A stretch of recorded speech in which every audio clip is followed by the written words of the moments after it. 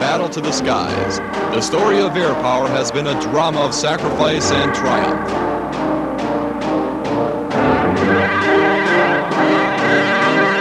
For war and peace on distant flight lines or in hostile skies, dedicated airmen have risked their lives to fly, to fight, to win.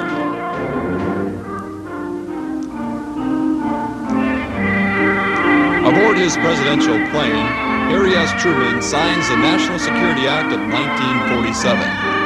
The act reorganizes the Department of Defense and creates a separate Air Force. With its independence, the United States Air Force sets out to discover the future. October 14th, 1947. In a rocket-powered Bell X-1, Captain Chuck Yeager breaks the sound barrier and propels the Air Force into the supersonic age.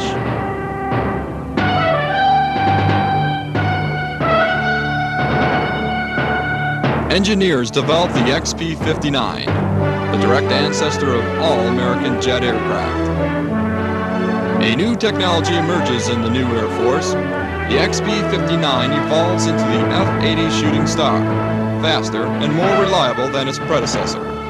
The Shooting Star is the Air Force's first operational jet fighter. On June 24th, 1948, the Russians blockade Berlin.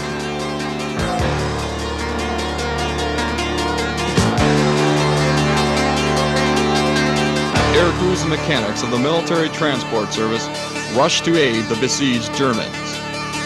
For 15 months, Berlin is kept alive by airlift, flying sorties around the clock. American and British crews deliver over 2 million tons of food and supplies. Men push their planes beyond the limit. Loaded transports land every 3 minutes, night and day, rain or shine. Braving the hazardous flight conditions cost the lives of 45 crewmen.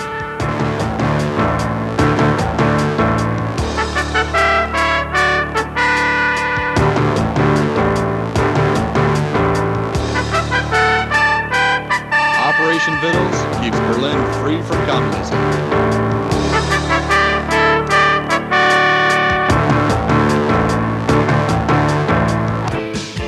On September 1st, 1948, a Navy patrol base is transferred to the United States Air Force. In 1950, the base is renamed Patrick Air Force Base, and in 1951 becomes the headquarters of the Air Force Missile Test Center. Over the next 6 years, instrumentation sites are built along an island chain reaching all the way to Puerto Rico. This would become the first 1,000 miles of the Eastern Test Range, a network of island stations and instrumentation ships that would eventually extend more than 5,000 miles into the Atlantic Ocean. On June 25, 1950, the Air Force begins its first experience in fighting a limited war in a nuclear age. Jet fighter tactics evolved quickly in the unforgiving arena of air-to-air combat.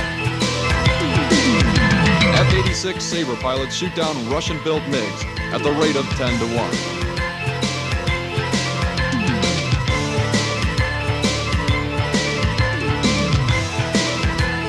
After 3 years of bloody fighting, the conflict ends. In the 1950s, Air Force research launches a revolution in aeronautics. Information gathered by test pilots speeds the development of high-performance aircraft.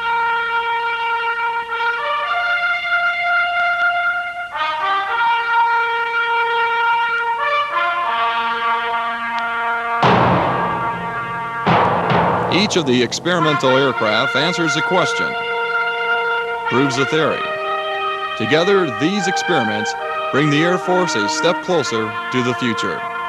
At Cape Canaveral, in the early 1950s, the Air Force is developing winged missiles. These missile programs, such as the Matador,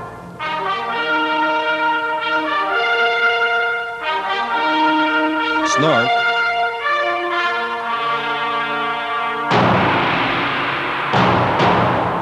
and Beaumark,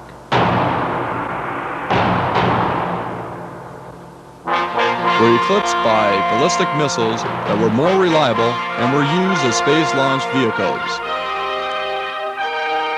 In January 1958, the United States launched its first satellite into orbit from Cape Canaveral. With the success of this launch, other vehicles are developed. In the early 1960s, the Mercury program uses Redstone boosters for suborbital missions.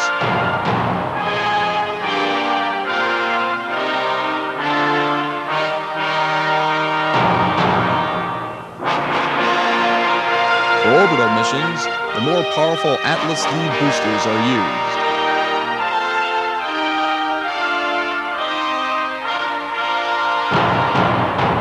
Intercontinental ballistic missiles development continues with launches of Minuteman I, Titan I, and Titan II.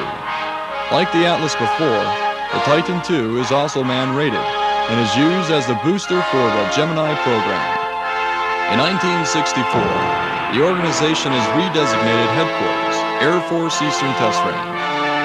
Throughout the 1960s and 70s, the range supports military launches of the Army's Pershing missile, the Navy's Polaris and Poseidon missiles, and the Titan program.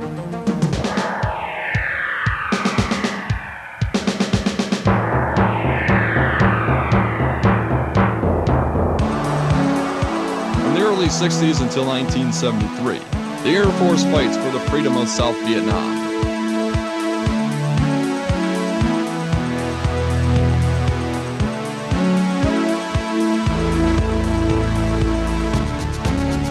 The struggle is frustrated by the constraints that offset advantages of skill and technology.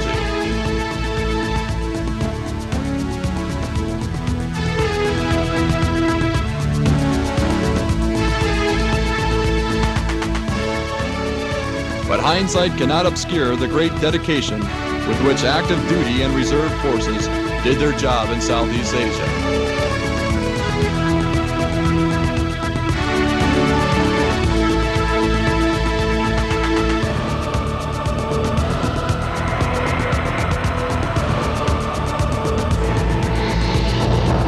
In the 1970s and 80s, the Air Force uses the Titan III, Titan IIIe, and Titan 34D as the heavy-lift vehicles for satellites and interplanetary exploration.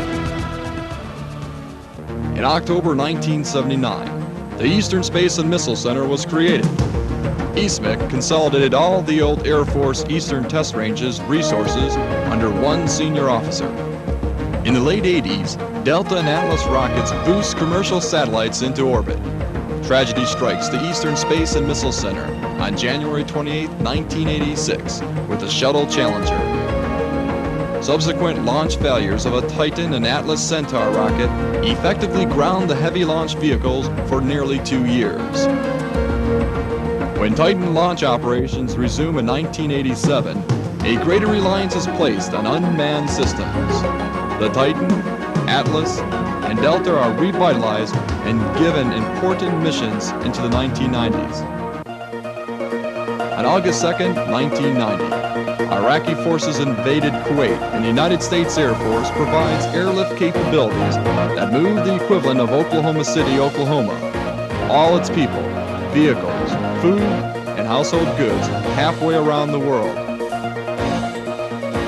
Ultimately, 25 fighter squadrons fly non-stop from their home bases to Saudi Arabia. On January 16, 1991, at 7 p.m. Eastern Standard Time, the coalition air forces attack. The United States Air Force flies 64,826 combat missions and drop over 62,000 tons of munitions with unprecedented accuracy.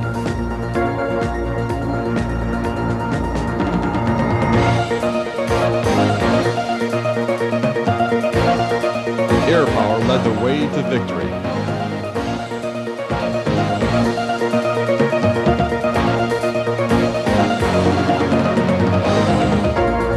The effectiveness of air power is now an unquestionable reality.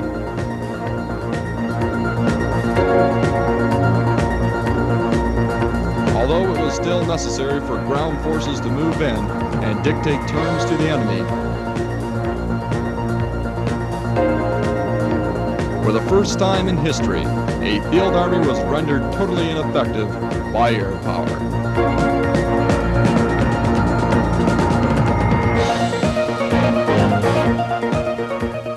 Lieutenant General Moorman, Commander, Air Force Space Command, stated the following at Cape Canaveral Air Force Station in March 1991.